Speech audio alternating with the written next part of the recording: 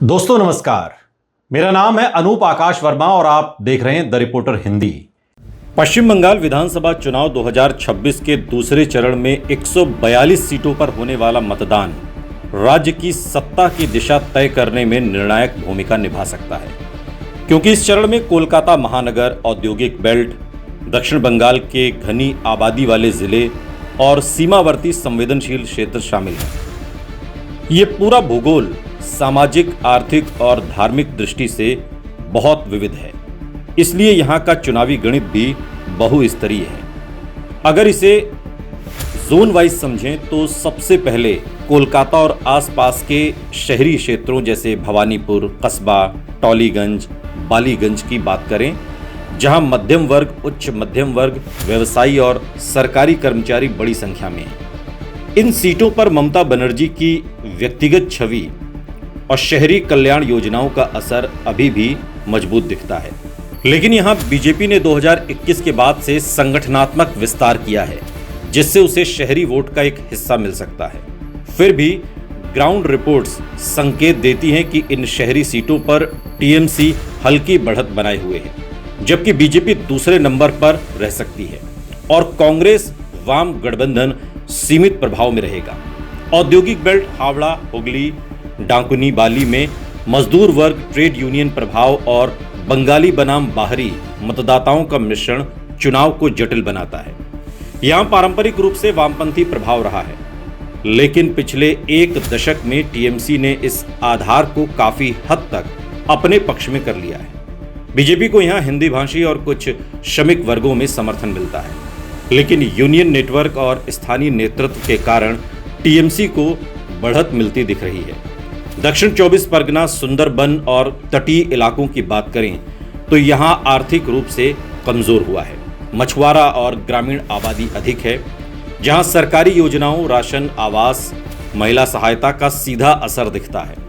इन क्षेत्रों में टीएमसी की पकड़ पारंपरिक रूप से मजबूत रही है और ग्राउंड रिपोर्ट्स ये संकेत देती हैं कि यहां पार्टी को स्पष्ट बढ़त मिल सकती है। हालांकि चक्रवात और विकास से जुड़े मुद्दों पर कुछ नाराजगी भी है, जिसे बीजेपी भुनाने की कोशिश कर रही है, लेकिन वो इसे व्यापक जन समर्थन में बदलने में पूरी तरह सफल होती नहीं दिखती। उत्तर 24 परगना, बशीरहाट, नदिया और सीमावर्ती क्षेत्रों का समीकरण सबसे ज्यादा संवेदनशील और जटिल है, क्योंकि यहाँ धार्मिक ध्रुवीकरण, अवैध प्रवासन, सीमा सुरक्षा और नागरिकता जैसे मुद्दे प्रमुख हैं। मुस्लिम आबादी का एक बड़ा हिस्सा, जो कई सीटों पर निर्णायक है, अधिकांशतः टीएमसी के साथ संगठित दिखता है, जबकि हिंदू मतदाताओं, खासकर मतुआ और अनुसूचित जाति समुदायों में बीजेपी ने पिछले चुनाव में मजबूत पैठ बनाई थी। नरेंद्र मोदी की योजनाओं और नागरिकता संशोधन जैसे मुद्दों का असर यहां अब भी मौजूद है, जिससे बीजेपी को इन इलाकों में कुछ सीटों पर कड़ी टक्कर देने का मौका मिलता है। फिर भी अगर वोटों का बिखराव नहीं होता और मुस्लिम वोट एक तरफा टीएमसी की ओर जाता है, तो इन सीटों पर टीएमसी को बढ़त मिलती दिखाई देती है। जातिगत समीकरण की बात करें तो बंगाल में उत्तर भारत की तरह कठोर जातीय ध्रुवीकरण नहीं है, लेकिन अनुसूचित जाति, अनुसूचित जनजाति, ओबीसी और अल्पसंख्यक मतदाता अलग अलग क्षेत्रों में निर्णायक भूमिका निभाते हैं। एससी समुदाय, खासतौर पर मतुआ का झुकाव बीजेपी की ओर रहा है, लेकिन टीएमसी ने हाल के वर्षों में इस वर्ग पर भी अपनी पकड़ मजबूत करने की कोशिश की है।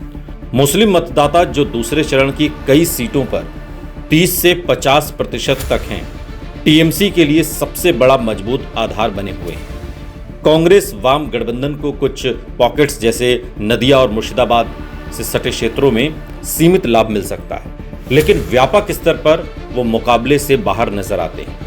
अगर दूसरे चरण की 142 सीटों का संभावित आंकलन किया जाए तो टीएमसी 75 से 90 सीटों के बीच जीत हासिल करती हुई दिखती है, जो उसे स्पष्ट बढ़त दिला सकती है। बीजेपी 40 से 55 सीटों के बीच रह सकती है, खासकर सीमावर्ती और कुछ शहरी क्षेत्रों में अपने प्रदर्शन के दम पर, जबकि कांग्रेस वाम गठबंधन 5 से 12 सीटों के बीच सिमट सकता है। अन्य दलों और निर्दलियों की भूमिका कुछ सीटों पर स्पॉइलर की हो सकती है, लेकिन वो बड़े स्तर पर परिणाम को प्रभावित करने की स्थिति में नहीं दिखते। कुल मिलाकर दूसरे चरण का चुनाव टीएमसी के लिए अपेक्षाकृत अनुकूल दिखाई देता है, क्योंकि उसका सामाजिक गठजोड़, महिला, अल्पसंख्यक और ग्रामीण गरीब इन क्षेत्रों में मजबूत है, जबकि बीजेपी को सीमित लेकिन महत्वपूर्ण समर्थन मिलता है, जिससे वो दूसरे स्थान पर मजबूती से बनी रह सकती है।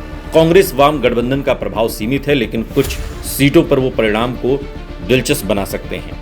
यही कारण है कि दूसरे चरण के बाद यदि ये रुझान कायम रहते हैं तो पूरे चुनाव में टीएमसी की बढ़त और मजबूत हो सकती है, जबकि बीजेपी को इस दूसरे और आखिरी चरण में असाधारण प्रदर्शन करना होगा।